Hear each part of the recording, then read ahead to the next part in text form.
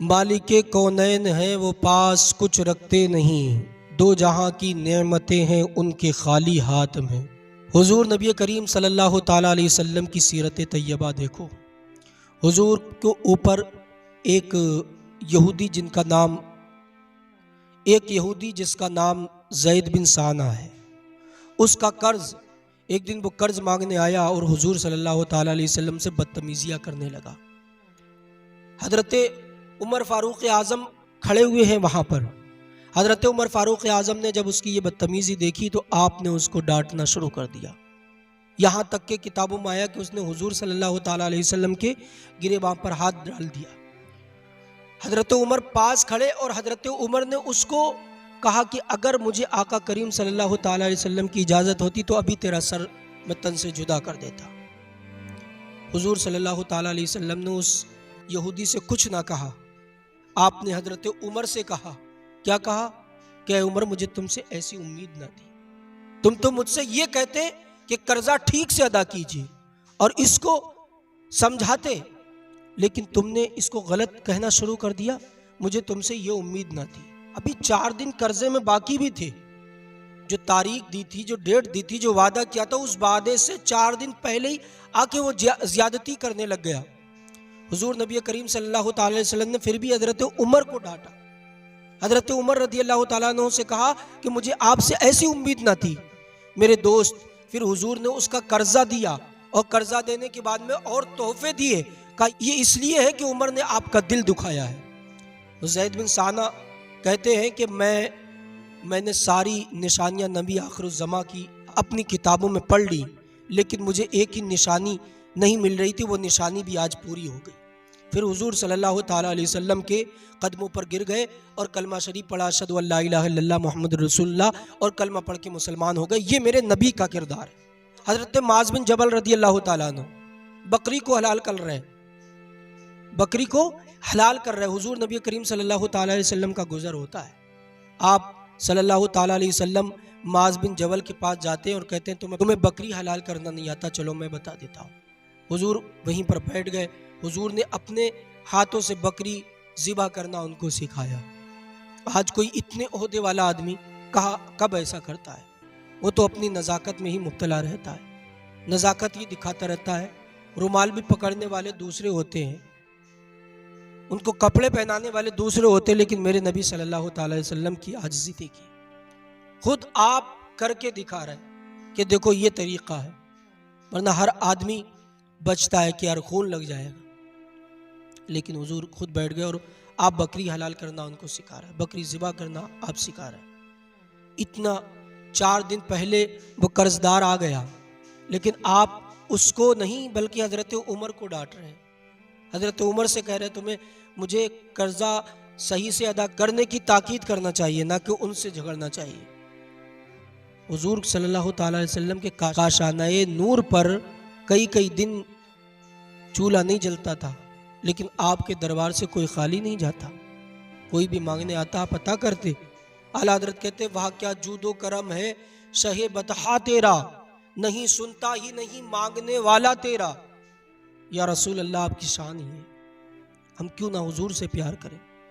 अगर किरदार देख करके प्यार करते हो तो आओ उनसे प्यार करें जिनके किरदार की तरह किसी का किरदार नहीं।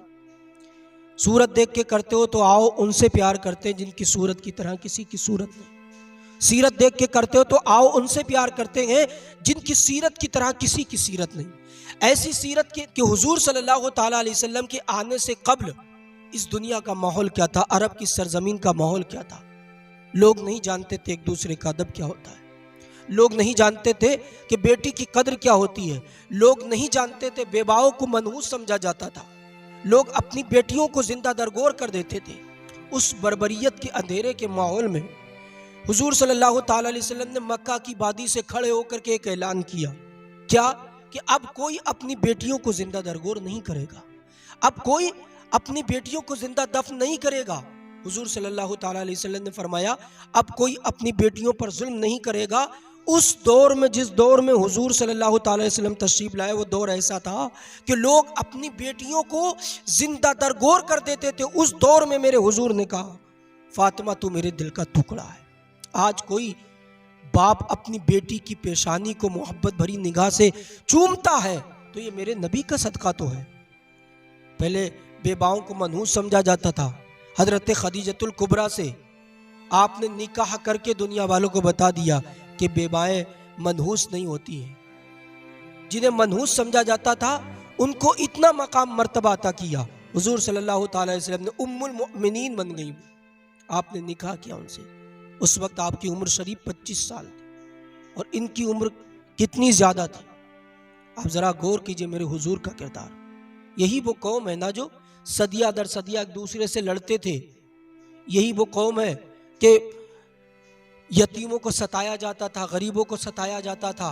हुजूर सल्लल्लाहु अलैहि वसल्लम जब इस दुनिया पर आए तब देखो माहौल क्या था। अंधेरे उजाले बन गए। नमक और काफूर में फर्क पैदा न करने वाली कौम खुदा की मार्फत हासिल कर गई। ये मेरे हुजूर का सदका है। सदिया दर सदिया एक दूसरे से लड़ने वाले एक दूसरे के दोस्त बन गए। जिन गरीबों को यतीमों को सताया जाता था उन पर यही कौम शफकत का हाथ फेरने लगी। ये मेरे नबी का सदका तो है, ये मेरे नबी का किरदार तो है। क्या ये मेरे नबी ने दुनिया को पैगाम न दिया कि कोई भी अगर इंसान किसी यतीम बच्चे पर शफकत भरा हाथ फेर दे तो अल्लाह ताला उसे जन्नत अता फरमाए। ये मेरे हुजूर ने क्या पैगाम न दिया दुनिया को। आज दुनिया मेरे हुजूर के किरदार पर उंगली उठाती है। जरा मेरे हुजूर को पढ़े।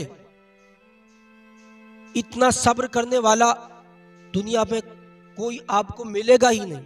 ताइफ के मैदान में पत्थर मारे गए, आप पर इतना जुल्म किया गया। सहाबा इकराम आए, या रसूल अल्लाह बद्दुआ कर दीजिए। हुजूर फरमाते नहीं, मैं बद्दुआ करने के लिए नहीं, दुआ करने के लिए पैदा हुआ। मैं जानता हूं इन्हीं की नस्ल में से मेरा कलमा पढ़ने वाले मुसलमान पैदा होंगे। अल्लाह अकबर, ये मेरे नबी का किरदार। आओ हम हुजूर का जिक्र करते हैं। आज हुजूर का जिक्र मिटाने वाले भी बहुत लोग हैं। हुजूर का जिक्र मिटाना चाहते हैं, लेकिन हमारा वास्ता है बरेली के ताजदार अहमद रजा से। हम मानने वाले अहमद रजा को वो यही सिखा करके गए हैं कि खाक हो जाए अदू जलकर मगर हम तो रजा, दम में जब तक दम है जिक्र उनका सुनाते जाएंगे। जितने मेरे नबी का जिक्र मिटाने की कोशिश की जाएगी उतने ही मेरे नबी का जिक्र होता जाएगा। इसलिए कि खुद रब ताला भी मेरे नबी का जिक्र करने वाला। रब ताला फरमाता है वरफ़अना लका ज़िक्रक, मेरे नबी का जिक्र अल्लाह रब्बुल इज़्ज़त खुद करने वाला है। नबी का जिक्र कभी मिट नहीं सकता, चाहे कितनी कोशिशें कर ली जाएं, लेकिन मेरे नबी का जिक्र है और था और हमेशा रहेगा। है कौले मोहम्मद कौले खुदा, फरमान न बदला जाएगा, बदलेगा ज़माना लाख मगर कुरान न बदला जाएगा। कुरान कहता है वरफ़अना लका ज़िक्रक, मेरे नबी का जिक्र पूरी ज़िंदगी नहीं क़यामत के मैदान में भी होता रहे। जहाँ नफ्सी नफ्सी का आलम होगा वहाँ भी मेरे नबी के चर्चे होंगे।